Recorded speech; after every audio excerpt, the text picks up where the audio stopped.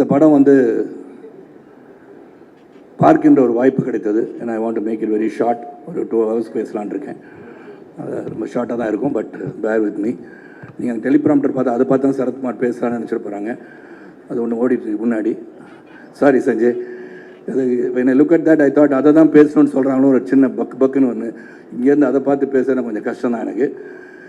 தாய்க்கிழவி படம் வந்து ரொம்ப ஒரு சந்தோஷம், மகிழ்ச்சி, மிகப்பெரிய மகிழ்ச்சி. நான் பொண்ணு தாய் வந்து இந்த படத்தை கலைக்கிருக்காங்கன்னு தான் சொல்லணும். இதில் என்ன ஒரு பியூட்டின்னு ஒரு சின்ன February 20 ரிலீஸ்ன்னு சொன்னாங்க. ஒன்று என்னுடைய டைரக்டர் இயக்குனர் மாதவ ராமதாஸ் ஃபஸ்ட் டைம் வந்து தமிழ் படத்தை வந்து இங்கே சிறப்பாக ரிலீஸ் பண்ணணும்னு சொல்லி என்னை வைத்து ஆலி என்ற ஒரு திரைப்படத்தை இயக்கியிருக்கிறார். அவர் 20 நான் சொன்னேன், தாய்க்கிழவி வந்து ப்ரமோஷன் இதெல்லாம் அதிரடியாக இருக்கும், அதிரடியாக இருக்கிறத நம்ம வந்து மோதுறதே தப்பு, இது ஒதுக்கிக்கிறது நல்லது அப்படின்னு சொல்லி நான் 20 வந்து 27 மாற்றினேன். அதுக்கப்புறம் விதியின் கோலம் என்னவென்று சொன்னால் அவங்க 20 மாற்றி 27 வராங்க. உன்னை நான் விடுவேனா, பின்னாடியே வந்து மோதலண்டான்ற மாதிரி. இதில் மோதல் இல்லை, இது வந்து ஒரு பெரிய சாதனைன்னு சொல்லணும். ஏன்னா உலக அளவிலே பார்த்தால் எனக்கு வந்து February 25, 1994 லக்ஷ்மி மூவி மேக்கர்ஸோட முதல் திரைப்படமான Aranmanai Kavalan, super good films அவர்களின் கேப்டன் ரெண்டுமே படம் வந்து ரெடி ஆயிடுச்சு. Both of them wanted to release the movie on the same day. நான் சொன்னேன், சார் ஒரு கதாநாயகனுக்கு 2 படம் ஒரே நாள் ரிலீஸ் ஆனால் எப்படி சார், வேண்டாம் சார், தள்ளிகிளி பண்ணுவோன்னு. Both of them are adamant.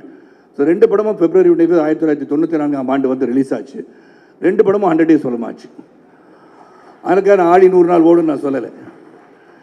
தாய்க்கிழவி 100 days ஓடணும், சில்வர் ஜூப்ளி ஆகணும். ஏன்னா என்னுடைய மனைவி வெற்றி பெற்றால் நான் வெற்றி பெற்றது போல் எடுத்துக்கொள்வேன்.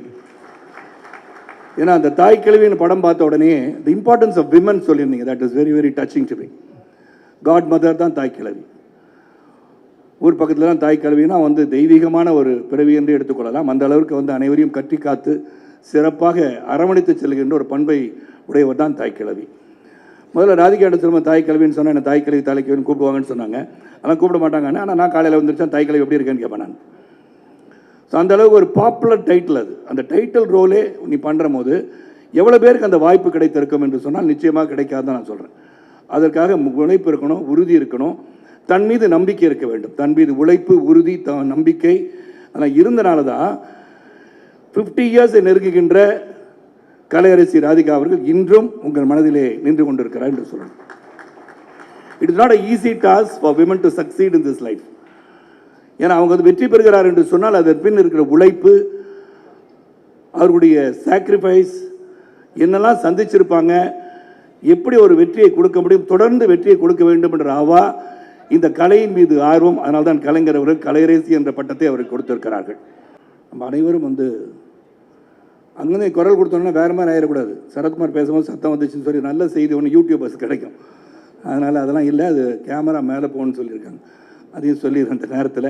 இல்லை அது ஒரு செய்தியாக வைரலாக போயிட்டுருக்கும். சரத்குமார் பேசும்போது கூச்சல் குழப்பம் ஏற்பட்டு விட்டதுன்னுவாங்க. ஏன்னா இன்றைக்கி செய்தியாளர்லாம் அப்படி தான் இருக்காங்க. அதுதான் ரொம்ப இம்பார்ட்டன்ட் இருக்குது. தாய்க்கிழவி விட்டுருவீங்க சொன்ன தாய்க்கிழவியை பற்றி மட்டும் எழுதுங்க. அப்புறம் சரத்குமார் ஏன் இந்த சூட்டெல்லாம் போட்டு வந்திருக்கான்னு கேட்கலாம். அதுக்கு காரணம் உண்டு. நான் இங்கேருந்து வேறு ஒரு விழாவுக்கு செல்ல வேண்டும். தாய்க்கிழவி மண் வாசனை உள்ள திரைப்படத்துக்கு வந்திருக்கார் பாருங்க. இப்படி சூட்டை போட்டுக்கிட்டு சொல்லிடாதீங்க. டூடாக வந்திருக்கேண்ணா, ஓகே டூடாக வந்திருக்குன்னு எடுத்துக்கோ. ஏன்னா 25 வயசில் டூடாக வராமல் பின்ன வேறு மாதிரி தாய்க்கிழவனை மாதிரியாக வர முடியும்.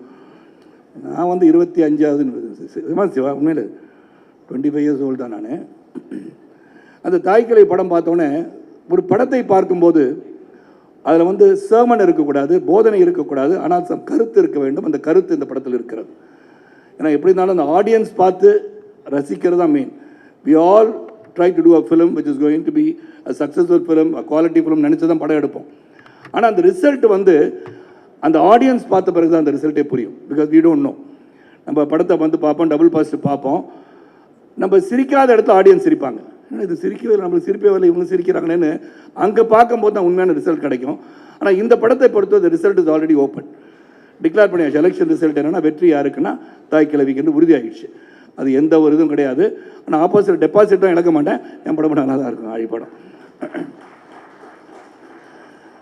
இதில் அந்த படத்தை பற்றி சொல்லிட்டு நான் விடைபெறுகின்றேன். ஏன்னா ஒரு படத்தை பார்க்கும்போது அது ஹைலி இமோஷனல் படமாக இருக்கும். வந்து யூல் ஸ்டார்ட் டியரிங், கண்ணில் நீர் வடியும் அளவுக்கு ஒரு இமோஷன் இருக்கும். It will shock you. அதெல்லாம் இருந்துச்சு. இந்த படத்தை பார்க்கும்போது சிரிச்சுட்டு இருக்கும்போதே கண்ணில் தண்ணி வந்துருச்சு, அழுகும்போது கண்ணில் தண்ணி வந்துருச்சு. ஸோ 2 இமோஷன்களுக்கும் you have tear in your ஐ.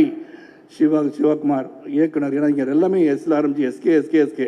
நீங்கள் ஒரு எஸ்கே, நான் சரத்குமார் எஸ்கே, சிவகுமார் ஒரு எஸ்கே, இதெல்லாம் இருக்கனால டைரக்டர் அவர்கள் ரொம்ப நுணுக்கமாக the narrative of the script, the way it is been done, the way it is been narrated, அதை விட முக்கியம் ஒவ்வொரு சீன்லேயும் இங்கே அமர்ந்திருக்கின்ற ஒவ்வொருவரும், அருள், அப்புறம் வந்து முத்துக்குமார், கணேஷ், சட்டையெல்லாம் கிழிச்சிட்டு, கடைசி சீனில் சட்டையெல்லாம் கிழிச்சிட்டு பிரமாதமாக நடித்த இளவரசன், இந்த மாதிரி பலரும் நடிச்சிருக்கீங்க. அப்புறம் வந்து ரேச்சல் அண்ட் எல்லாம் இருக்கீங்க. அவங்க சிங்கம்புலி ரொம்ப பிரமாதமாக நடிச்சிருக்கீங்க. கமல்ஹாசனுடைய ரசிகராக ரொம்ப சிறப்பாக நடிச்சிருக்கீங்க சிங்கம்புலி. ஆனால் நீங்கள் என்னோட ரசிகர்னு சொன்னீங்க என் காலத்தில், இப்போ மாறிட்டீங்க. பரவாயில்ல, இருக்கட்டும், அதை பற்றி தப்பு கிடையாது. இன்னொரு கலைஞர் ரசிகர் என்று சொன்னால் நம்ம பாராட்ட தான் வேண்டும், இல்லை என்று சொல்ல முடியாது. இருந்தாலும் ரொம்ப சிறந்த ஒரு படம். அண்டு சிவா வந்து டைரக்ட் பண்ணியிருக்காருன்னு சொன்னால் ஃபர்ஸ்ட் ஃபிலிமாக தெரியல. How I felt with Vignesh Raja in Porthozhil. Very interesting film. இந்த படத்தை வந்து நீங்கள் பார்த்து வெற்றி படமாக உருவாக்க வேண்டும், வெற்றி படமாக கொண்டு சேர்க்க வேண்டும். இதில் விமன் எம்பவர்மெண்ட் பற்றி சொல்லியிருக்காங்க, அதான் முக்கியம். ஒரு பெண் தனியாக வாழும்போது சந்திக்கின்ற சோதனையும் வேதனையும் எப்படி தாங்கிக் கொண்டு ஒரு சிறப்பாக வெற்றி பெற வேண்டும் என்று எண்ணுகிறாள் என்பதை சிறப்பாக சொல்லியிருக்க படம் தான் தாய் கிழவி. அது கிளைமேக்ஸில் வந்து ஒரு விஷயத்தை சொல்கிறாங்க, அதில் how a woman should be. இதில் வந்து இங்கே ட்ரெய்லர்லாம் பார்த்துட்டீங்க, எல்லாம் டீசரும் பார்த்துருப்பீங்க. அதாவது சொத்து என்று இருக்கும்போது அதை கடைசி வரைக்கும் வச்சிருக்கா, எங்கே வச்சிருக்கான்னு தேடிட்டு இருக்க மாதிரி தான் எல்லாருக்கும் புரிஞ்சிருக்கும் படம். ஏன்னா I don't want to spoiler telling about the movie. அப்போ வந்து சொத்தை முதல்ல பிரித்து கொடுத்துட்டா 6 மாதம் இங்கே நாட்டாமலே வந்துச்சு, 6 மாதம் இங்கே, 6 மாதம் இந்த வீட்டில், பசங்க வீட்டில் போய் வாழலான்னு சொல்லக்கூடிய நிலைமை உங்களுக்கு வந்து விடக்கூடாது. So you B empowered. நீங்கள் உங்கள் சொத்தை கடைசி காலத்தில் வில்லு வேணால் எழுதுங்க யார் யார் கொடுக்கணும்னு. But when you live well. அந்த மெசேஜை ரொம்ப கிளியராக பெண்களுக்கு சொல்லியிருக்காங்கன்னு சொன்னால் hats off to the thinker and director Siva. And Sivakarthikeyan sir produce பண்ணியிருக்கீங்க. அது என் மனைவி எனக்கு பொறுத்து இந்த நான் சொல்கிறேன், ஸ்ரீபிரியா மேடத்தை வச்சுக்கிட்டே சொல்கிறேன், எனக்கு தெரிஞ்சு ஆல் இண்டியா லெவலில், அது மறுபடியும் அழுத்தமாக சொல்கின்றேன், கேட்பவர்களுக்கு கேட்கட்டும், one of the best actors the Indian film industry has got is Radhika Sarathkumar. அவங்களுக்கு ஏன் நேஷனல் அவார்டு கொடுக்குறேன்னு பல முறை சொல்கிறேன். ஆனால் நீங்கள் பத்திரிகை சகோதரர், அன்பு சகோதரர்கள், சரத்குமார் வந்து கூவிக்கிட்டே இருக்காரு, கொடுத்துருங்கப்பா அப்படின்னு நினைக்கலாம். ஆனால் கூவிட்டே தான் இருப்பேன். Because you appreciate talent. Talent should be definitely recognised, it should be appreciated. அதுக்கு தான் ஆடியன்ஸ் இருக்கீங்க. ஏன்னா இந்த ஸ்டேஜில் நடிக்கும் போது கைத்தட்டல் வரும், இல்லாட்டி பூ you and things like that. But சினிமாவை பார்த்து விட்டு ரசிப்பவர்கள் எங்கோ இருந்து ரசித்துக் கொண்டு உங்களை வளர்த்து கொண்டிருக்கிறார்கள். அந்த சினிமாவை ரசிப்போம். அனைவரும் தியேட்டரில் போய் படம் பாருங்க. தியேட்டரில் வந்து ஓடிடி ப்ளீஸ் 50 டேஸ்க்கு அப்புறம் இந்த படத்தை ரிலீஸ் பண்ணுற ஒரு நல்ல ஒரு முயற்சியை எடுக்கொண்டு கேட்டுக்கொண்டு இந்த விழாவுக்கு அழைத்து என்னையும் சிறப்பு செய்த இந்த தந்தை கிழவன் வருகை தந்திருக்கின்றேன். புது டைட்டில் சிவா, தாய் கிழவி, நான் தந்தை கிழவன். அதை பற்றி எனக்கு சந்தோஷமாக இருக்குது. கிழவன் சொல்கிறதும் தப்பே கிடையாது.